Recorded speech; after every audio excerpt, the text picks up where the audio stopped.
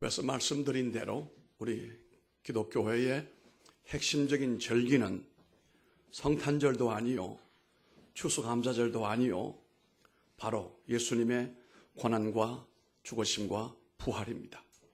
이것이 2000년 동안 교회를 이끌게 했던 원동력이고 성도들을 세상 가운데서도 믿음으로 살게 했던 하나님의 힘이었습니다. 그러므로 우리가 이 사순절 계절에 더욱 십자가를 단단히 붙들고 주님을 따라가는 그 믿음의 발걸음이 흐트러지지 않도록 우리가 뜻을 한 군데 모아 살아가야 될 줄 압니다. 특별히 오늘 우리가 보았던 본문의 말씀을 보면은 예수님께서 세례를 받으시고 난 다음 바로 행하신 일이 40일 동안 금식을 하시면서 사단에게 시험을 받으시는 장면이 오늘 우리가 보고 있는 바로 이 내용이었습니다. 예수님이 그 세례 요한에게 세례를 받을 때 하늘 위에서 하나님의 음성이 들렸고 하늘에서 비둘기가 내려왔고 그리고 하나님의 함께 하심에 대한 징조가 분명히 그 요단강 세례터에서 일어났습니다. 그리고 난 다음에 그 주님은 드디어 공생애로 접어들게 되고 3년 동안 우리를 위한 믿음의 길, 고난의 길을, 구원의 길을 걷게 되시는데 그 길을 가기 전에 바로 오늘 이와 같이 광야로 나가시면서 사단에게 시험을 받으시러 광야로 나가는 주님의 모습을 보게 되는 것입니다. 사람들 가운데 대부분은 이 마귀와 사단의 세력을 두려워하고 피하려고 합니다만 예수님은 그러하지 않았습니다. 도리어 그분이 자기 발로 그 사단이 있는 곳으로, 그 광야의 사단이 역사하는 그곳으로 주님이 걸어가셨다는 사실입니다. 그것도 사단이 그를 가지고 1단계, 2단계, 3단계로 마음껏 요동치게 할 때도 주님은 그대로 따라가는 그런 모습을 보게 되는 것입니다. 옛말에 그런 말이 있잖아요. 호랭이를 잡으려면 어디를 가야 해요? 호랭이 굴로 가야 된다는 말이 있습니다. 이 땅에 우리를 범죄케 만들고 넘어지게 만들었던 이 사단의 세력을 그 뱀의 머리를 밟아버리고 꺾어버리기 위해서 예수님이 이 땅에 오셨지 않습니까? 그 역사를 이루기 위해서 예수님께서는 그 사단의 본거지 거기로 나아가시는 그런 모습을 오늘 우리가 보게 되는 것입니다. 이게 우리 성도들에게는 광야 학교라고 하는 것입니다. 시련의 대학이다 이런 말입니다. 기독교인들은 안 믿는 사람에 비하여 학력이 예전에는 상당히 더 높았습니다만은 근자에 와서는 별로 차이가 없습니다. 우리나라는 이 OECD뿐만 아니라 전 세계에서 대학 진학률이 거의 탑에 도달해 있는 나라들, 문맹률이 거의 없는 그런 나라입니다. 아주 스마트폰이 개개인에게 있는 그런 대단한 나라입니다. 그런데 말입니다. 교회 안에 있는 성도들이 학력이 예전과 달리 거의 평등 수준에 놓여 있습니다만은 우리 기독교인들에게 또 다른 학력이 하나 있습니다. 그게 뭐냐고 하면은 고난의 대학을 졸업한다는 거예요. 시련의 대학을 졸업한다는 거예요. 광야 학교를 졸업한다는 얘기. 우리 성도들이 믿음의 반석 위에 우뚝 서는 그때까지 반드시 거쳐야 되는 과정이 있습니다. 따라갑시다. 광야 대학, 시련의 대학, 연단의 대학. 이 대학을 좋아할 사람이 어디 있겠어요? 이 대학을 좋아할 사람은 없지만 그러나 하나님의 의도는 이 대학을 졸업을 해야 믿음의 정상으로 올라갈 수가 있고 거기서 하나님과 동행할 수 있고 하나님을 위한 헌신과 사역을 할 수가 있기 때문에 아무리 세상에 좋은 대학을 나왔다 할지라도 이 광야 대학을 졸업하지 못하면 하나님께는 유익한 존재가 될 수가 없기 때문에 오늘 예수님도 광야로 나가신 것처럼 하나님의 자녀인 우리들은 반드시 광야로 가야 돼. 일생에 단 한 번의 광야는 한 번이에요. 그러나 한 번 광야를 우리가 통과한 사람은 그 뒤에도 광야 같은 세상을 두려워하지 말고 담대함을 가지고 어디든지 주님 인도하시는 곳으로 갈 수 있는 사람들이 되어야 된다는 사실입니다. 오늘 그 모습을 보이기 위하여 예수님은 우리가 알고 있는 것처럼 귀신 들린 사람들, 질병으로 고통당하는 사람들, 불치병으로 고통당하는 사람들, 태어나면서부터 불구의 몸으로 어찌할 수 없는 사람들, 이 사람들에게 주님이 다가서는데요. 그렇게 된 배후에는 대부분이 사단의 역사로 인하여 인간에게 불행의 씨가 뿌려졌다는 사실입니다. 주님은 그들에게 병을 고치고 일으키기 전에 사단을 먼저 물리쳤어요. 더러운 사단을 호통을 치며 몰아내시고 그리고 그들을 온전케 하시고 그들의 삶을 돋구어 주신 것을 우리가 알 수가 있습니다. 우리의 구원을 완성하기 위한 3년의 길을 가시기 전에 주님이 먼저 하신 일이 바로 사단에게 시험을 받기 위하여 광야길로 가셨다는 사실입니다. 이 광야에서 우리는 보란듯이 주님이 승리하는 모습을 보게 되어요. 이곳에서 이기고 난 다음 주님은 결국은 사단에게 KO패를 당하게 만들어버리고, 그러므로 주님이 가는 곳에는 사단이 한 길로 왔다가도 7길로 도망가버리고, 주님이 가시는 그 길에 사단의 방해를 놓지를 못하고 주님에게 경쟁할 대상이 못된 것을 우리가 알고 있는 것처럼, 우리 성도들이 이 고난과 역경과 이 광야 학교를 졸업하면 세상에 아무리 힘들고 어려워도 길이 생기게 되어지게 되고 삶을 성공적으로 영위하는 그런 힘이 생긴다는 사실이에요. 그러므로 우리가 이 고난 주간을 앞두고 주님이 가신 이 광야길로 우리도 걸어가야 된다 이겁니다. 가서 우리도 훈련받고 거기서 사단을 물리치는 힘을 공급을 받아서 세상을 두려워하지 말고 어디로 인도하시든지 그곳에서 꽃을 피우고 하나님의 교회를 섬기고 구원의 영광을 드러낼 수 있는 성도가 되기를 주님 이름으로 축원합니다. 오늘 예수님은 광야로 나가십니다. 누가 가라고 하지도 않았습니다. 성령에 이끌리어 그가 광야로 나가신 겁니다. 그 당시 광야에는 사단이 많았어요. 마귀가 그곳에서 많이 있었습니다. 이 광야에는 가보게 되면은 우리가 말하는 그런 광야가 아닙니다. 흙바람이 불어치게 되고 그 흙바람 속에는 우리가 예전에 황사라고 하고 지금은 미세먼지, 초미세먼지로 구분을 해가지고 오늘은 참 공기가 맑아요.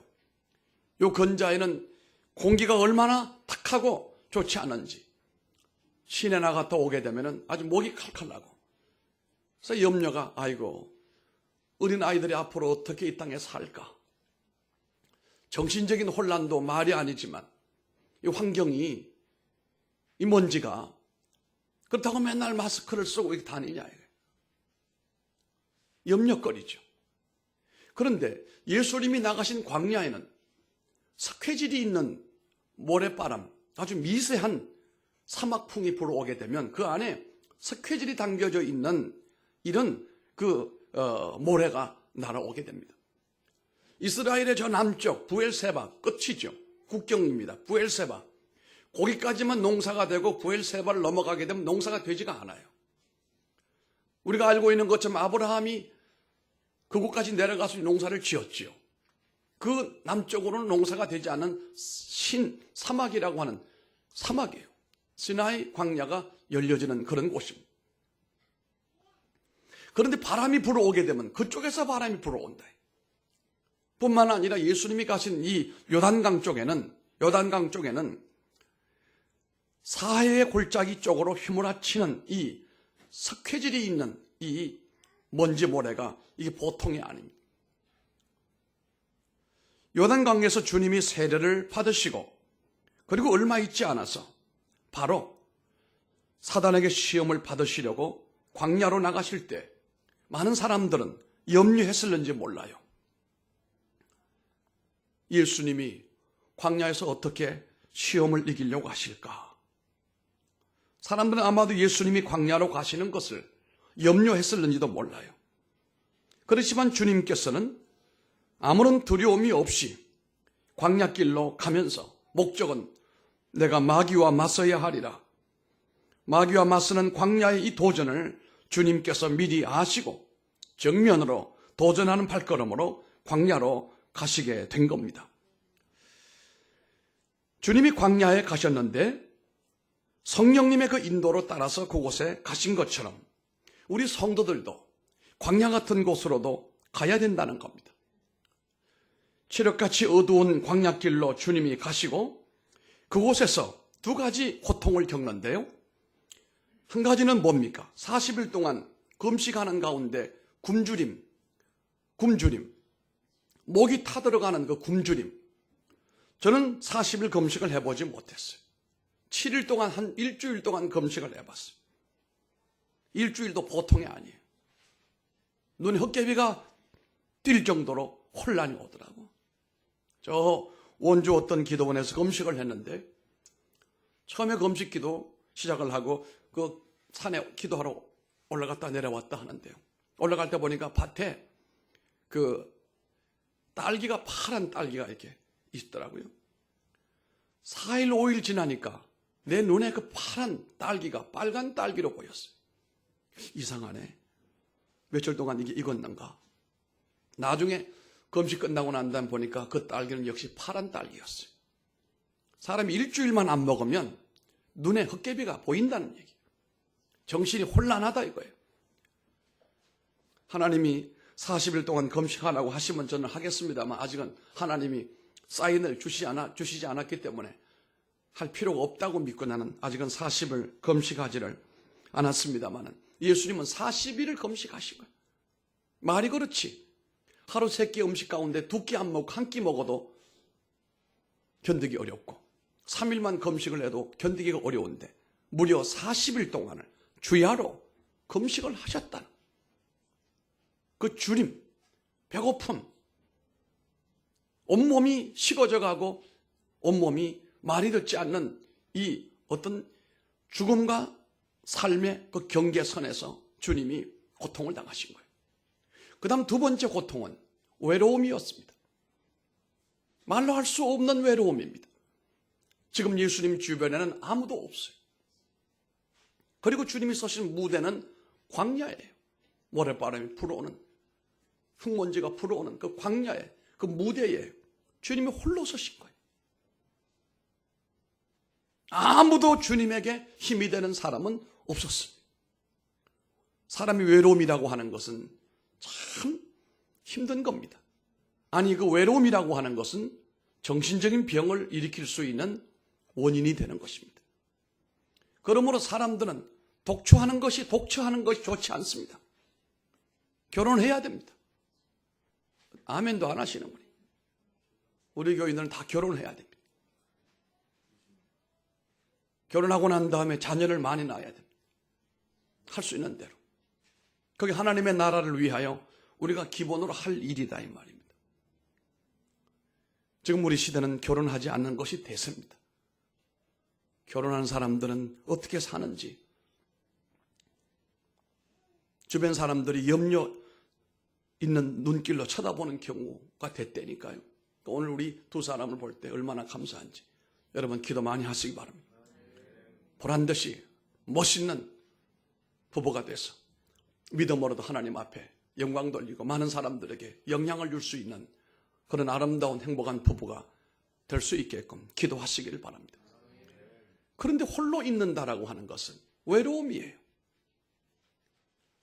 독처하는 그곳에는 훨씬 더 정신적인 질병이 많이 오는 겁니다. 어느 사회든 간에 결혼 연령이 늦어지는 사회는 범죄율이 훨씬 더 많아요. 결혼하지 않는 율이 높을수록 그 사회가 범죄율이 많고 정신질환이 훨씬 더 많다는 거예요. 결혼은요, 이건 사람이 만들어낸 아이디어가 아닙니다. 하나님의 아이디어입니다. 거기서 행복이 있고 삶에 희망과 용기를 얻게 되고 행복을 누리게 되고 아멘 좀 크게 해요. 여러분 결혼이 복된 결혼 될 수 있도록 일생을 기도하며 힘 쓰셔야 됩니다. 예수님은 오늘 여기 배도 고프지만 외로움이라고 하는 것이 밀려오는데 이것이 40일 동안 밀려오는데 정말로 감당하기가 어려울 정도로 고통스러웠다는 사실입니다. 고독과 기갈, 피할 수가 없는 상황 가운데서 장장 40주야가 광야에서 그 외로움과 홀로 감당하기 어려운 기갈 가운데 보내게 됐습니다. 그래도 그분에게 힘이 되는 것이 있었어요. 성령님께서 그와 함께 해주셨다는 사실입니다. 성령님께서 예수 그리스도와 함께 하셨다는 사실이었습니다. 우리가 잘 알고 있는 것처럼 성령에 이끌려 그곳으로 오셨고 성령으로 그 40일 금식을 하고 있는 가운데 거기 다가오는 발걸음이 들렸어요. 그게 바로 사단의 발걸음이었습니다. 일찍이 아침의 아들이다. 시편 이사야 14장 12절에 아침의 아들이다 라고 하던 이 자신을 자랑하고 에스겔 28장 17절에 내가 아름다움으로 마음이 교만하였으며 네가 영화로움으로 내 지혜를 더럽힌 자라고 하는 그 마귀가 하나님 앞에서 사랑받던 그 호위 장관이 쫓김을 받아서 마귀가 되어 그 마귀가 지금 고난받는 외로움과 굶주림에 고통받는 예수님 곁으로 다가오는 모습을 주님이 보신 겁니다. 그 눈가의 교활함과 더불어 사람을 미혹해 할 수 있는 충분한 조건을 갖추고 이 어두움 가운데로 예수님께로 다가오는 발걸음이 있었습니다. 주님이 광야에서 그 밤바람 몸부림을 치며 기도하며 하나님의 그 은혜로 있는 그곳에 이 사단의 발걸음이 점점 다가왔는데 오늘 그리고 그 사단은 예수님에게 엄청난 잔인한 시험을 3번이나 합니다. 뭐라고 그랬습니까? 그대여, 그대가 만일 하나님의 아들이라면 명령하라. 이 돌들을 떡덩이가 되게 하라. 이게 마귀의 첫 번째 속삭임이었습니다. 예수님의 지금 가장 약점을 건드리거든요. 예수님의 약점이 2가지라고 그랬죠. 외로움이고 굶주림이라고 그랬습니다.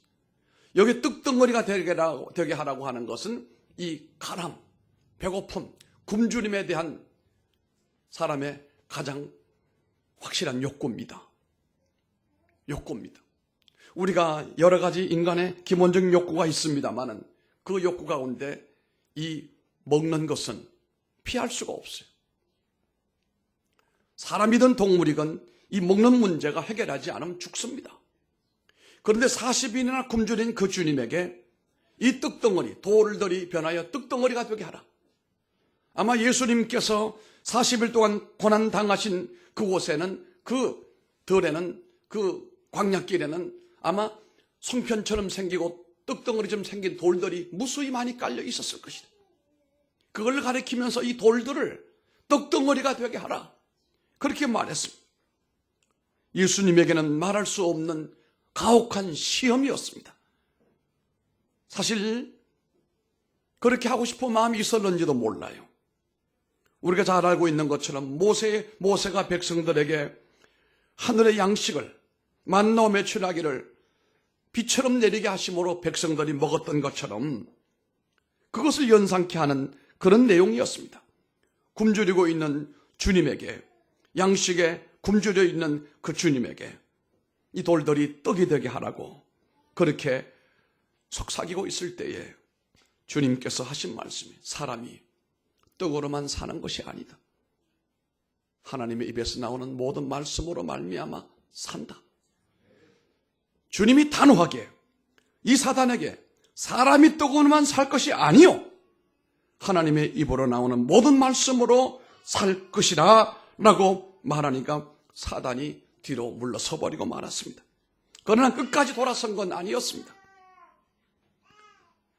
다시 한번 이 사단이 주님에게로 다가오면서 2번째 유혹을 하고 시험을 하고 있습니다. 그대여, 그대가 만일 하나님의 아들이오면 여기서 뛰어내리라. 높은 곳으로 끌고 올라가서 그곳에서 뛰어내리라고 말합니다. 하나님이 천사들을 명하여 당신을 받들어서 발이 돌에 부딪히지 않게 하지 않겠는가 라고 말했습니다. 잠시 광야를 벗어나 거룩하고 참 아름다운 성전으로 옮기고 난 다음 마귀는 주님에게 요구하는 것이 이 꼭대기에서 뛰어내리게 되면 너를 발에 바닥에 떨어지지 않게끔 지키지 않겠는가 라고 유혹을 했습니다. 사람들에게 환호를 받고 인정을 받고 칭찬을 받고 이것이 사람에게 얼마나 달콤한 건지 여러분 아시죠? 그래서 정치하는 사람들이 그 목숨을 걸고 덤비는 겁니다. 사람들이 살아가는 가운데 사람들로부터 갈채를 받고 환호를 받고 인정을 받고 존경을 받는 일이 얼마나 중요하냐 말이에요. 오늘 그것을 주님께서 사단으로부터 요청을 받은 거예요. 그런데 주님은 여러분 알다시피 이 시험부터 주님은 낮은 곳으로 내려가시고 저 죽음으로 내려가시고 무덤으로 주님은 내려가시는 발걸음 아닙니까? 그럼에도 불구하고 사단은 높은 데로 올라가라고 권하고 있을 때 주 너의 하나님을 시험하지 말라 그리고 말씀으로 쫓아버리고 말았습니다. 참 마귀는 예수님의 팔을 억세게 붙들고 늘어집니다. 2번이나 시험을 하고 난 다음에 실패했지만 그것으로 끝내지 않았습니다. 마귀는 혼신의 힘을 다하여 마지막으로 그에게 유혹을 합니다. 그대여 내게 엎드려 경배하라. 내게 절하라. 만일 그렇게 하면 이 모든 것을 다 그대에게 주리라 그랬습니다. 이 얼마나 달콤한 유혹인지 여러분 많은 사람들이 여기서 넘어집니다. 첫 번째 시험과 두 번째 시험은 오늘 우리 성도들이 그런 대로 감당할 수가 있습니다만 이 세 번째 시험은 참으로 심도 높은 차원 높은 정신적인 시험이에요. 너무나도 달콤해서 뿌리치기가 어려운 그런 시험의 요소다 이 말입니다. 아직 한 번 절하는데 무슨 변수가 생기겠는가? 한 번 내가 믿음을 버리는 것이 뭐가 문제겠는가? 그거 아니겠습니까? 마귀와 타협하게 되면 여러분 그걸로 끝인 것입니다. 단 한 번이 중요한 것이 아닙니다. 내가 마귀에게 엎드리게 되면 나는 내 영혼이 마귀의 손아귀에 들어가게 되고 우리가 편안한 삶을 살 수 있을지 몰라도 하나님의 보호와 인도하심보다는 교활한 사단의 손에서 놀아나기 시작을 한다는 사실입니다. 이렇게 자신을 달콤하게 꼬이는 사단에게 향하여 예수님이 세 번째 말씀했습니다. 사단아, 물러가라고 그랬습니다. 이렇게 주님이 사단을 물러가라고 하실 때 사단이 썩 물러가 버리고 말았어요. 오늘 여러분들에게 묻습니다. 여러분들이 과연 사단을 향하여 사단아, 물러가라고 명령할 수 있는지, 두 번째는 그렇게 명령했을 때 사단이 물러갈 건지, 여러분 이거 우리에게 중요한 일이 아닐 수가 없습니다. 우리가 신학교 다닐 때 참 기도도 많이 하고 전도도 열심히 하고 다니고, 그런데 그때는 귀신 들린 사람들이 많았어요. 기도원을 가보게 되면은 꼭 귀신 들린 사람이 옵니다. 불같이 하나님의 은혜 가운데 붙들리고 사명감으로 충만할 때는 마귀가 하나도 겁나지 않아. 물론 지금도 겁내지 않습니다만, 아마 우리 성도들의 믿음을 점검하기 위해서 제 방으로 한 사람씩 들어오게 하시고 귀신 들린 사람하고 마주 앉혀놓게 되면 금방 결정납니다. 첫째, 마귀에게 겁을 낼 건지 안 낼 건지. 뭘 보면 아냐 하면 눈을 보면 알아요. 마귀가 센 사람은, 다시 말하면 마귀에게 힘이 딸리는 사람은 눈동자부터 달라요. 눈을 안 맞추려고 해요. 마귀가 그걸 너무 잘 알아요. 먼저 이 사람이 나하고 동급인지 나보다 센 급인지 먼저 알기 때문에 딱 보자마자, 눈을 보자마자 눈을 깔아버리는 마귀는 분명히 이 사람이 마귀보다 센 사람이에요. 눈 떠! 눈 떠! 쳐다봐 그러면 안 쳐다봐. 안 쳐다봐. 그놈은 나보다 약한 놈이에요. 그런데 말입니다. 영역이 없는 사람, 기도가 안 되고 하나님의 영적 힘이 없는 사람은 사단이 뭐라고 하는지 알아요? 제 친구 한 사람이 서초동에서 전도사로 있는 교회가 있었는데 그 담임 목사님은 육군 소령으로 군목으로 있다가 예편해가지고 이제 교회를 했습니다. 우리 노예였어요. 그런데 그 동네는 귀신 들린 사람이 한둘이 아니었어요. 청년들이 저녁마다 모여서 기도를 합니다. 열심히 뜨겁게 기도. 그런데 한 번은 저녁 기도 시간에 그 동네 귀신 들린 처녀 하나가 그 교회를 온 거예요. 그러니까 그 기도로 뜨겁던 청년들이 그 귀신 들린 사람을 두려워하지 않고 데려다가 이렇게 서클을 만들고 서클 안에다 앉혀놓고 찬송을 부르고 기도하니까 이놈의 귀신 들린 이 여자가 뒤로 벌렁 자빠지고 뭐 거품을 물고 또 이러면 그 친구 전도사는 또 안수기도를 하게 되면 쫙 뻗어버리고 막 난리도 아니고 난리가 나. 그 밑 옆에 목사관에 있는 목사님이 저녁에 생 난리가 나가지고 무슨 소린가 이렇게 뭐 하는가 싶어서 딱 돌아와 보니까 그 난리가 벌어졌는데. 그런데 말이에요. 여러분 설교 잘 들었어요. 그 목사님이 염려가 됐는지 몰라도 그 예배당에 돌아서 저 뒷자리에 이렇게 앉아 있었는데 그때 마귀가 벌떡 일어나 앉았어. 그리고 목사님께로 벌떡 일어나 손가락질 하더니 네가 목사냐 이거야. 이거 뭐죠? 따라요. 망신. 무슨 망신? 개망신. 그것 때문에 그 전도사는 거기 쫓겨났어요. 마귀가 나를 멸시하게 했다. 목사님을. 여러분 목사도 기도하지 않고 영역이 없으면 여러분 마귀에게 조롱당합니다. 그 무슨 망신이? 제가 주일학교를 다닐 때에 우리 교회가 많이 기도가 불붙었어요. 은혜가 충만해. 귀신이 떠나가고. 근데 주일학교 아이에게 귀신이 들어간 거예요. 주일학교 아이에게. 주일학교 아이가 귀신 들리니까 얘도 귀신 노릇을 하는 거예요. 주일학교 부장 안수 집사님이 찾아갔어요. 그랬더니 얘가 또 벌떡 앉더니 하는 말이 네가 집사냐고 그랬어요. 뭔 망신이요? 개망신이야.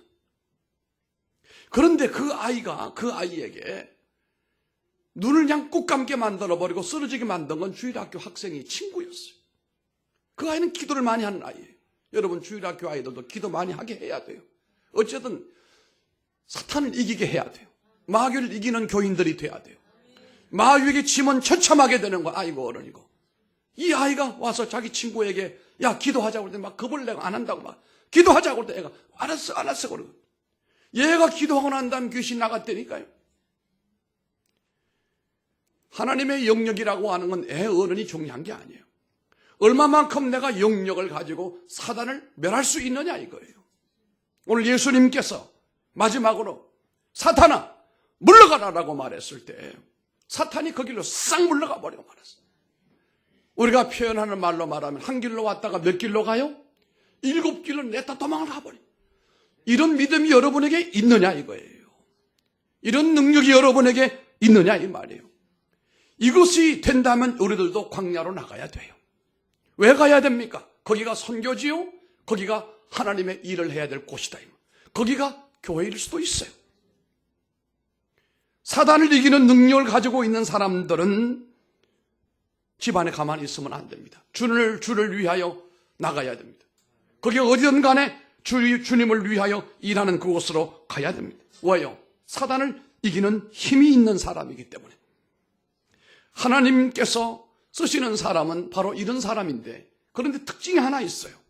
성령에 이끌렸을 뿐만 아니라 오늘 예수님께서 3번에 걸쳐서 사단을 TKO 시키는 과정을 보면은 전부 무기가 뭐였습니까? 무기가 전부 따라요. 말씀. 이 구약 성경에 있는 말씀을 어떻게 뽑아내셔서 어떻게 그 구약에 있는 말씀을 뽑아내가지고 적절하게 거기다가 적용할 수 있는가? 여러분 성경을 공부하되 그냥 읽고 암시하는 게 문제가 아니에요. 그 말씀은 내 삶에 어떻게 적용시킬 것인가? 이 상황에는 내가 하나님 말씀 무엇을 여기다가 적용시킬 것인가? 그 상황에 맞는 하나님 말씀이 다 있다 이 말이에요. 그렇게 할 수 있을 정도로 우리가 하나님의 말씀에 붙들려야 된다. 성경 통독도 바로 그런 것입니다. 성경을 적용할 수 있는, 내 삶에 적용할 수 있는 사람이 되어야 된다. 이것을 위하여 하나님 말씀을 우리가 붙들어야 된다는 겁니다. 그러니까 결론의 말씀입니다. 사단을 이기고 하나님의 나라를 위하여 헌신할 수 있는 사람은 마귀를 물리칠 수 있는 영적 권세와 그리고 그들을 물리칠 수 있는 좌우의 날선 어떤 것보다 예리한 하나님의 말씀을 내 가슴에 품어야 된다. 그리고 그가 가는 곳이 광야이든 어디든 상관없어요. 그곳에서 하나님의 나라를 세울 사람이요, 사람이 적다 말다 상관없습니다. 거기서 주님의 교회를 세울 사람이요, 하나님의 영광을 드러낼 사람이다, 이 말입니다. 주님을 찾아왔던 마귀가, 꽁무니가 보이지 않을 정도로 처음에는 그렇게 도도하게 유혹을 하고 사람을 공포와 혼란에 빠지게 만들었지만 하나님의 말씀 앞에 그야말로 폭탄을 맞고 난 다음 혼비백산하고 도망가 버리고 말았습니다. 육신의 삶이 비록 어렵다고 해서 여러분 빵 한 조각에 유혹당하지 말고 넘어지지 말기를 바랍니다. 사람들이 돈 하니까 하나님의 자녀들도 돈독에 빠져가지고 믿음을 저버리고 주의를 저버리고 하지 말라, 이 말씀. 빵을 좋아할 것이 아니라 하나님의 말씀을 붙들기를 바랍니다. 우리 인생이 가야 할 곳이 광야에서 세상의 권세로서 여러분들을 시험하는 곳이 있을지라도 하나님의 말씀과 성령을 충만한 여러분들은 겁내지 말고 나아가면서 이렇게 말해야 됩니다. 오직 하나님께만 경배하고 그분만 섬길 것이다. 사단아 물러가라. 주 예수 그리스도를 사랑하며 그분의 길을 따르는 나에게서 즉시 떠나가라. 그리고 주님을 위한 충성스러운 성도의 삶을 살아가게 되기를 주님 이름으로 축복합니다.